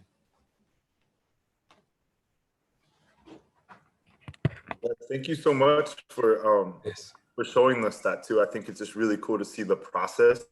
You know, while we're waiting on some questions to come through, I just wanted to maybe ask you, what do you think are some of the keys? Because I will tell you this, maybe preface this the right way. You know, a lot of students out there, I bet you are asking in the chat how many people would want to work at Disney or Pixar or DreamWorks, and I'm sure we're going to get a lot of yeses, right? So you were going through your story about rejection and working hard through it. So what advice would you give to the students that are out there that are just getting started? You know, and a lot of times they're going to ask about software, but what advice would you give to anybody that's just getting started, trying to get into the industry of animation, illustration, digital development? Mm-hmm. The software, it's only a tool, like I mentioned before. It's what they need to focus is, first of all, they really need to want it and love drawing and painting. Because working for a studio, it sounds great, working for Disney, but you need to love to draw to work for Disney. We were drawing, when I was working I remember I graduated in 2002, I started working for this in 2006. The Academy hired me as an instructor in 2007. At one point I was working for Disney. I was working as an instructor, and they hired me for a small company as an art director. And I was drawing 14, 16 hours a day, literally. And if you love it, there are going to be times that of uncertainty or hesitation, but you need to find that drive and just keep going forward. I know it's a cliche, and that's what I love, the quote of Florence Nightingale: "I never took or gave any excuses." And look at there's a poem that I have here. Let me show you. Right there. Poem called, it's by Pablo Neruda, and it's called "You Are the Result of Yourself." Can I write it on the chat? Yeah, I can. You are the result of, I can type, yourself, by Pablo Neruda, Nobel Prize of Literature, 1971. He wrote this poem a long time ago. And that's a poem that I'm out of focus, that my mom gave me, and I give to all my students when I came here, and I keep it next to my drawing board. And sometimes when I feel like I don't want to draw or something, I just read that poem and sends me back to drawing. And I get students that they tell me that they draw, well, I draw 1-2 hours a day. Is that good? It's okay. It's not great, because you're drawing 1 hour a day, and literally there are kids and professionals that they're drawing 10 hours a day. In one day, they are 10 days ahead of you. In 1 year, it's impossible to catch them. So you need to, and maybe drawing is not for you. The point I'm trying to make is you need to find something that you love to do, and something that you need to. There's a quote that by as a Chinese philosopher, work by doing something that you love, and you never work a day in your life. I'm paraphrasing. You need to find that passion that drives you, that you do something that, I have days that I finish drawing and I don't want to see a pencil for a decade, and the next day I wake up and I want to keep drawing. Sometimes I go to sleep, and when I was working on my films, I have a hard time falling asleep of the anxiety of waking up the next day to work in a particular shot. And it's not only me, it happens with a bunch of animators or directors that want to work on their films. I'm sure it happens to sculptors, to actors, when it happens, this creative process. So if you're far away, don't get discouraged. If you're in front, if you don't have a computer, and if you have when I was starting, I didn't have a computer. I have a sketchbook and pencils, which I still keep. Just draw as much as you can, because when they're reviewing portfolios, they don't review if you're working on a computer or with pencil. They review if you know how to draw or paint and design. If you don't know how to paint or design, you can tell them you work in a computer that's, I don't know, thousands of dollars with the best software, but it's not going to cut it. So, and again, if you're far away, and I mentioned this because I felt this before when I was in Argentina, that being far away, you get detached and discouraged. And that's why I worked really, really hard. And I remember when I came to the school, the first semester, I was drawing in Argentina 10 hours a day, trying to start animation, drawing on myself, backgrounds, to prepare, because I had this idea that coming to the United States, I was going to be facing all these geniuses. And I remember I started the first semester and I realized that not everyone was great, only a couple of students. And that I was because of my preparation and my training, I was much higher than the rest of the students. So whatever you are, effort always counts. Doesn't matter where you are. Hey, we had a few questions all regarding getting started in animation and portfolio. So there was 3 questions. I think they were all very similar. Like, what advice would you give me to start a portfolio? Someone's question was, should I put all animation in my portfolio, or should I have other things in there? So maybe you can speak to getting started and starting a portfolio. What you want is, you need to remove the pressure of making drawings for your portfolio. That's number one. You need to do drawings and do the best you can when you're doing a drawing. And when you're doing drawing, you need to do the best you can, because you need to look at that drawing, and after you're done, you need to think, could I have done this better? And if the answer is yes, you have to redo it. Now, going into the drawing and knowing that you're going to ask this question at the end, I ask that question at the end of all my drawings, but I know that I'm going to ask that question. So at the beginning, I'm thinking you have to do the best in this drawing. And every line and every drawing counts. And I compare, again, another analogy, this one is for Formula One or driving. Imagine if you have a car and you're in a race and the car gives you 160 miles per hour. That's you drawing. You need to go at 160 miles an hour all the time. And when this happens, imagine the car has 5 shifts. You're on the last shift, 160 miles an hour every time. If you keep that up, it will create this, what I call it, a magical shift that would allow you to go to 180. But you can only access that if you keep your best at 160. So when you always do your best, you're always forced into your best. You know what happens? Your best becomes your standard. You're here at 160, and when that happens, disappears, which is the other shift. Now you can go here 180, and you keep it there, and then that becomes your standard again. So your best becomes your standard every day. But that only happens if you focus and you do your best in your drawings. And that also is one of the only things that will give you peace when you do a drawing that's terrible. It's going to happen. I do a bunch of drawings, I do my best, and at the end I look at the drawings like, Jesus Christ, this drawing sucks. But if you think, did I do my best in this drawing? And if the answer is yes, it's going to give you peace. If the answer is no, it's going to hurt a lot. And it's going to ricochet in your mind, thinking I could have done better. And if you show a drawing to an art director that you thought that you could have done better, and she or he tells you, yeah, this drawing is not great, it's going to hurt a lot because you knew. So when you're drawing, you do your best, you end up with a bunch of drawings, and among all these drawings that you do your best, you're going to pick your absolute best drawings. Those go in your portfolio. 10, 15 pages, it's a good amount of drawings in your portfolio. If you look at the guidelines of the studios, if you're applying as a character designer, you have to include a lot of character designs, obviously, but look at the guidelines because the studios tend to change from one, of course, one position to another one. If it's an animation portfolio, you need to send a reel.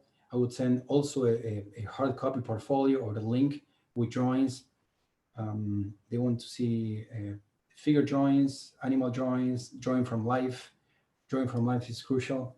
Draw as much as you can.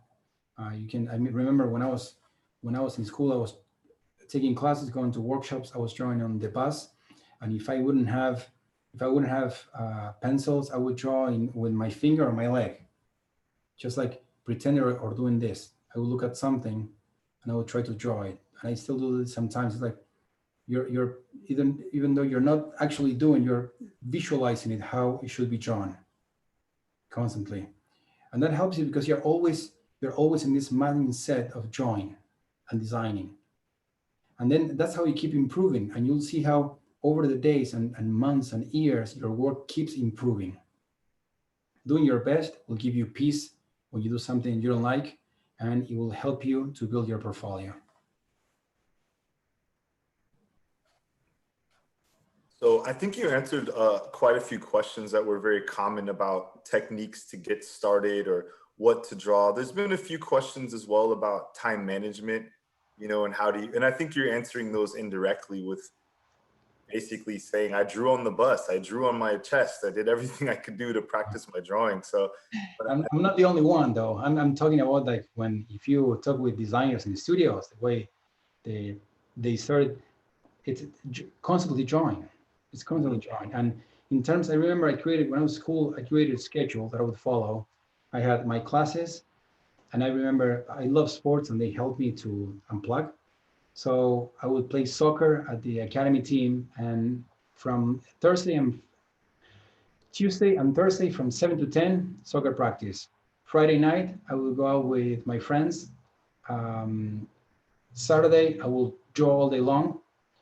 Sunday, I would play soccer from 9 to 4 p.m., go back to my apartment and draw all day long. And when I wasn't in classes or practicing soccer, I was drawing. And I'm talking about like lunch drawing. I come here and I see, and this it's extra. Every year is the same. I always now I'm in my office, but the school is closed. I mean, we're teaching online. Every year that I see, every student that I see that they stay until 12 at night. When I was working on pasteurized, there were a couple of students that they were staying until 12 at night and they were closing the school for the evening. And all those students, they got jobs. Maybe it takes a month, maybe it takes a couple of years, but they always work. It's incredible. It's like almost, I'm not sure if I should say this, like a mathematical equation. I've seen students, I had a student, I'm not gonna say her name, but she was in my class 8 years ago. Extremely hardworking student, very smart, but her work wasn't there still. 4 years later, she kept working. She was hired by a studio in England. So there are 4 types of student, and when I say 4 types, I'm including all of us. The ones that they have no skill and bad attitude, they will never work. The ones that they have skill and they don't work hard, that if they are lucky, they will find a job, but lucky is when preparation meets opportunity. The ones that they have the skill and they work hard, these guys are the examples, are the ones that we follow. They are the ones, they are the I call them the Messi, the Kobe Bryant, the Michael Phelps, the Ayrton Sennas, the ones that the Federer, Fangio, the ones that are incredible at what they do and they're always ahead. And then comes my favorite group, that is the ones that they don't have too much talent or skill, and they work incredibly hard. And guess what? This group, the ones that they don't have the exact as much talent as the other one, and they work hard, they're right behind the first group. The other 2 are gone. Forget about them. They will never make it. But that group is right behind the ones that are talented and they work hard. So that's our hope. And they always find jobs. They always find jobs. So that's why it's important. The attitude is crucial. You can be an amazing designer, and if you don't put the hours and you have the right attitude, it's not going to happen. The attitude multiplies everything exponentially. And if you have the right mindset and the right attitude and you keep moving forward, like the quote from Randy Pouch, going over the brick walls, eventually it's gonna happen. I was thinking when I was in school, I was drawing 14 hours a day, and I was thinking something has to happen. If you draw 14 hours a day constantly for several years, it's impossible that nothing's gonna happen. It has to happen. That's the way I was thinking. And I see this with all my students. The ones that put all the hours, eventually they find jobs and they have the right attitude. They don't find excuses. I mean, if you have a family emergency, of course, if you're sick, of course, and if you get a job, congratulations. But when they start making excuses, and you have the other students that are the ones that work hard, they never make an excuse. They always they move forward. They always find a way to find a way. They always find a way to find a way. Sounds a little weird, but yes. I have 2 questions that were in the chat too that I wanted to pick out. One of them, and I'll give them both to you so I don't forget. One of them, the student was saying, I'm having trouble drawing the same character over and over. Do you have any advice or tips on that? Yeah, of course. The second question, so I don't forget, is it's actually more pertaining to health. It's saying, I know a student asked this multiple times, saying, when you're drawing for a long time, what advice and tips do you have to your health, your posture, back, your muscles, etc.? Okay, both very good questions. The last one, very perceptive. How to keep the same character cohesive? It's in the graphic shapes and the volumes. What I was drawing with my character, I'm pointing at my drawing board. In pasteurized, look at the main shapes without any detail, just the volumes of the character. You have the with cones, with spheres, and with maybe like you call them bean shapes. And once you can find those shapes, start moving those shapes around and slowly place in detail. But do not place the detail until you have those shapes locked down, because that's how you achieve a cohesive look from pose to pose into a character. And I know it's intimidating at the beginning, so I have to draw the same thing over and over. But once you understand the logic behind it of creating a character and creating a drawing, then everything is the same. I remember when I was in high school, I used to memorize the mathematical equations. And if they would remove a number, it would be over because it's not the same. And my dad told me, if you memorize the equation, they change the number and it's over. What you have to understand is the logic behind it. Once you understand the logic, you can apply that logic to all the equations. In that, it was algebra, I don't remember. But drawing is the same. If you look at something and you remove value, color, texture, details, and you end up with just with shapes, everything is built up with shapes. It can be inorganic or organic. Once you remove that, you will be able to draw whatever you want and everything that is in front of you. The second question about health, it's I always liked sports. Sports really help. If you can do, I mean, I used to swim and now I can't, but for your posture helps, because if you're like this drawing, it will affect your back eventually. My desk is, I'm standing right now. I draw standing and I try to put my hand on my back. Drinking a lot of water helps, not only because it's healthy, but it forces you to go to the restroom. So you stand up and you go. Try to avoid, it's very easy to start drawing and all of a sudden 6 hours went like this drawing. And then you feel like you can move. So to me, I drink a lot of water, I stand up, and then I exercise almost every day. And if I can go swimming, I go swimming, I do sports, and that really helps with the posture. Because if not, you're gonna start feeling pain on your neck. You're gonna start feeling pain here. If you're drawing if I'm right-handed, I feel pain on the left side. So stretching helps. Try to stretch. I usually stretch if I'm gonna draw for a long time, I stretch and I stand up and I move around.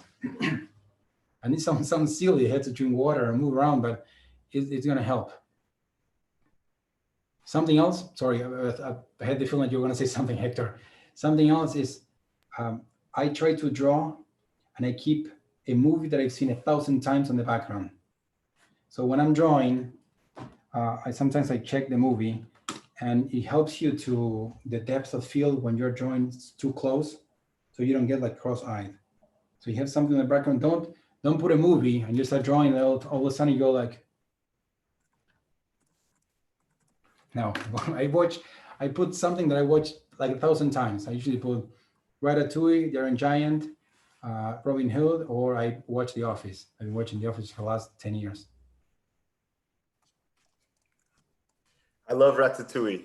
Yeah, me too. So the night my son was born, the first time I held him in the chair, Ratatouille was on, so I watched it with him. Really? Yeah, like 2 hours after he was born, I just sat there and watched Ratatouille. So yeah. I always love that movie. That movie must be branded in your brain then. Yeah, for sure. Oh, I like the movie anyway. It's a good movie. But yeah, absolutely. Really nice memory. So many different, questions too. I think just about. I've seen things about health, about this and that, and then so somebody's asking about drawing digitally versus drawing on paper. Again, to me, it's the same. The only difference is that when you draw digitally, we have layers and Control Z. That unfortunately we don't have it in real life because that would be useful for me. But I approach it the same way. It doesn't change anything.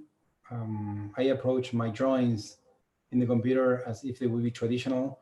Don't rely too much on erasing constantly, Control Z, because if you practice on paper and you start getting that confidence in how to build things without erasing and just building up, when you jump into the computer, you will fly.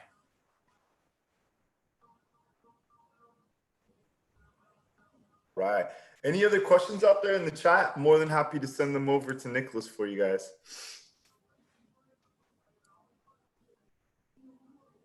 So we have some students that had to go because it's super late on the East Coast, but we said good night to them. Yeah, thank you for joining. Yeah, I was absolutely. late over there, and then you took the time to join. Absolutely. So I guess my last question maybe for you that I can just throw out to you is that when it comes to your program and the education part, what would you recommend for students that are thinking about joining the academy? Just, you know what, if you would like to send your portfolio, and I know the word portfolio can be intimidating. The portfolio is just a group and gathering of your drawings. So, and I love when I see drawings, it doesn't matter if you're digital or traditional. I personally like to see more traditional drawings. That's my own bias. So draw as much as you can and pick the best drawings and then send those in. I review every single portfolio that comes into my department, animation and visual development.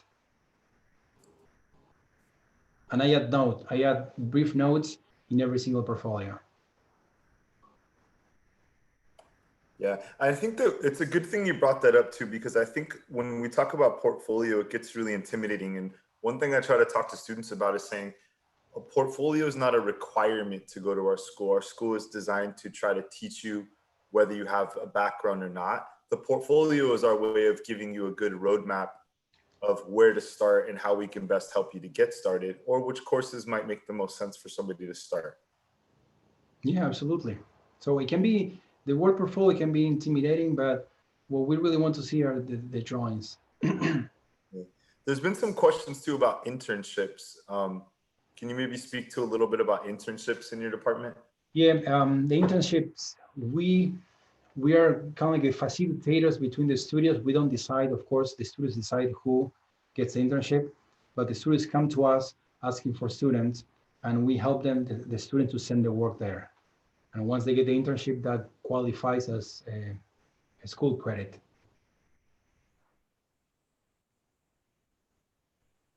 So interesting question here from Kayla. She said, do you think animation is more of a self-taught thing, or is it half scholar education or self-teaching?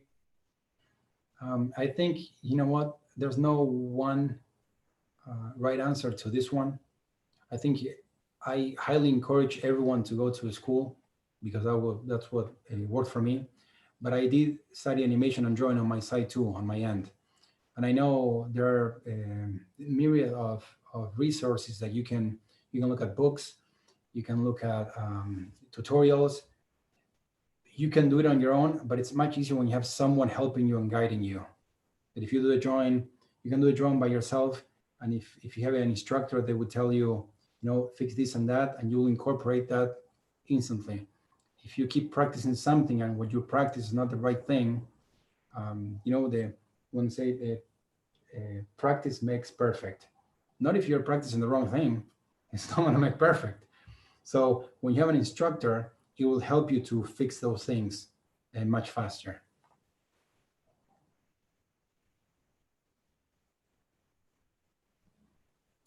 So Nicholas Candela says, I know we're wrapping up. Please tell Nicholas there's an Argentinian family loving listening to you.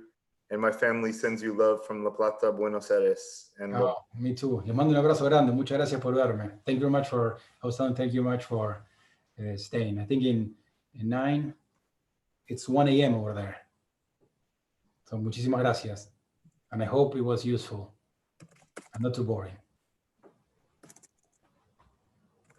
No, far from boring, man. Always. So let me see here. A couple more questions out there. So let's wind it down to maybe the last couple questions here for Nicholas here. So let's see here. So what are your tips to start as a character designer or a concept artist? Catherine Garcia asked. All right. Same things.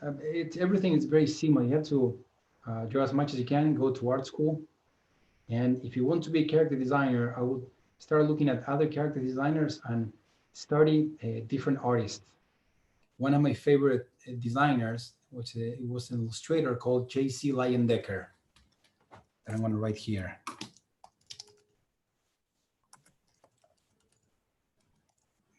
He did several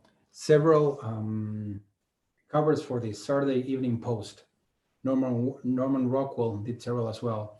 But Leyendecker was one of the first designers, to my understanding, that started pushing the shapes and had this sleek style, almost like I compare his work to a sports car, to a Porsche or to an Aston Martin, like very like angular, but like when you feel like if his characters, they were very sharp and they felt like the wind could go over them. That's when I look at them, that's what I see in Leyendecker. And it's an artist that blew my mind away when I was in school.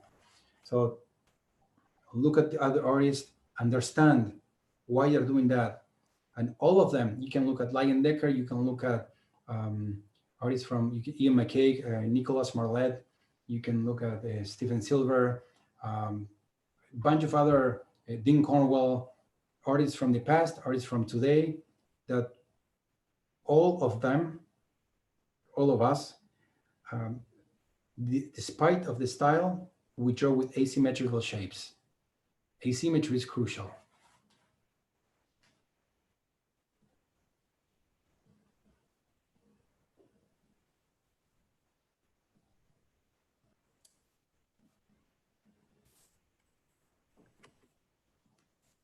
All right. And just for everybody, if you missed that, because I've had this question quite a few times,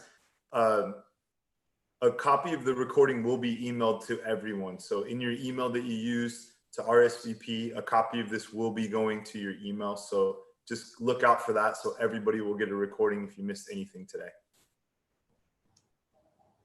Perfect. So, hey, one thing I would just add, right? So for all the students that are still remaining, just want you to know I do this every Tuesday night. I'm very fortunate because, you know, I get a chance to work and get to know people like Nicolás and Craig Nelson and, man, a ton of different great artists and musicians and filmmakers and Oscar winners. I mean, tons of people. So I'm very blessed that way. I can just tell you, whether it's Nicolás or someone that's won an Oscar or someone that's won a Grammy, every single one of these people that I meet in their own way, in their own discipline, they always tell the same exact story. Maybe they weren't from Argentina or maybe they weren't from California, but they all have the same story of being dedicated, working hard, being motivated when they needed to be. Everybody's even told me these stories of these times where maybe they felt like it was going to be tough and it was going to be a rough journey, but that's honestly the gap between people that make it and that don't. It's really what you do in that in-between time when you have that doubt. And so I know Nicolás really touched very heavily on the rejection that he took and how he took that as motivation to continue to pursue his career. And that's one advice I would tell everybody out there. If any of you are struggling mentally with, do I do this or do I not? My only advice to you, it doesn't matter if you go to this school, a different school, if you choose to be an animator, if you want to actually be a chef one day or a movie, whatever you want to do, the effort is really what's going to separate you in your career and the dedication to getting better at it. So I would just motivate any one of you, do not date these ideas. You need to be committed to it. You cannot be on a date all the time with your career. If you're committed to it, it's going to take you much further. Yeah, and if you take what Hector was saying, if you, something that really helps men visualize is if you take rejection as part of the middle part, as part of the line and steps, it's fine, because the problem is when you take rejection at the end, like this is the end, and then you're close because there's nothing else. But don't think of rejection as the end goal. Think of as part of the process. The same is with filming and drawing. When I'm doing a drawing, if I make a mistake, I don't stop there. You keep moving forward. So understand that this is going to happen. And once you, I really tell my students, understand that you're going to be frustrated. You're going to do terrible drawings. Absorb it, welcome it. And when it happens, you keep moving forward. Awesome. And so, hey, for those of you students that are out there right now, the one thing I want to leave you with is a couple of options for you. So the way that our process works at the university is before you become a student, we actually sit down with you one-on-one and we want to meet with you to get to know more about yourself, your background, your goals, what we can do to help you. Even within animation or illustration, visual development, there's so many career paths that you can get on. So what we like to do is sit down with students and talk to them about what their goals are, what things they enjoy, what kind of courses are they into, what kind of courses are they not into. So we can try to at least make the recommendations of which programs make the most sense. So if there's students out there that are interested in looking at school, I would tell you we have a phenomenal team. Everybody's super friendly, but our goal is really to try to help you and even try to get portfolio work or whatever we can do in front of people like Nicolás so that we can give you the best advice possible. Even if it's to go to a different school, it's okay. We're still happy to help you, just at least to be able to get started. So I would tell you the first group out there, if anybody here is in high school. So if you are in high school, 9th grade through 12th grade, as long as you are in high school, we have a pre-college program. I recommend this to every single student. I'm going to put the link in the chat right now. But what that is it's an opportunity to take courses while you're in high school and learn things like character design, take courses and start to acclimate to what this career path is going to be like. So if you are dating, for lack of a better word, this is the time to date. Take some of these courses like this that are free and help figure out what it is that you're going to be committed to when you pick your college major. For those of you that are out there that are thinking, hey, I want to apply to the university, I'm going to go ahead and help you by putting this link in here. Here's an application link to the school. But what I would also encourage you to do, whether you're transferring, whether you're an undergraduate student first time, whether you're a master's seeking student, make sure that you send me an email, because what I'd like to do is start that process of getting to know what your background is, what you're looking for, so that we can try to help you make recommendations before you're worried about committing to the school here. We really want to go through that process and do our due diligence to give you the best advice possible. That's when you can go into this knowing that you made the right decision, you're feeling validated that the academy is the right school for you, because we're going to do our best to steer you in the right direction no matter what your choices are going to be. So I would just really beg any of you out there, make sure that you send me an email. Let's at least start a conversation out there, and then I'll be more than happy to take the time to give you the right advice. And Malia says she signed up for character design. Awesome. Glad you're coming. I teach that class. Absolutely. So please, hey, do me a favor here. I'm going to put my email in one more time. If anything, just for my self-esteem, just send me an email so that we can connect. I would really, really appreciate it. I love to get feedback on the workshops. If you guys want to see Nicolás again, send me an email so we can connect. We'll go ahead and do everything we can to get him back on screen here with us soon. Hey, Nicolás, I do want to say a couple things. Thank you for your time. More importantly, I do want to wish you luck on your new film on the 5th. Everybody look out for On Off on the 5th, coming out here at the film festival. I know we got Oscar hopes here this time. If you guys want, I'm going to put my Instagram account. That's where I do all the updates on my designs. And there is, did I write it well? Yeah. That's my Instagram account, and that's where I put all the designs, the upgrades when I work on projects or on my films. Absolutely. So feel free. I would put mine on there, but it's just pictures of my kid. No one will care. Absolutely. Well, hey, thank you once again here, Wakana in marketing, Julie, William, Leo, all the crew that puts this stuff on behind the scenes. Thank you so much to the online education team. I know Scott's over there helping us with broadcasts on YouTube. And last but not least, thank you once again to Nicolás for taking the time tonight to spend it with the students. So once again, thank you all for being here. Hopefully I'll see you guys next week, or you send me an email, we'll connect. We'll go ahead and shut off the recording here. I'm gonna hang back to take some more questions here and interact with you guys. We'll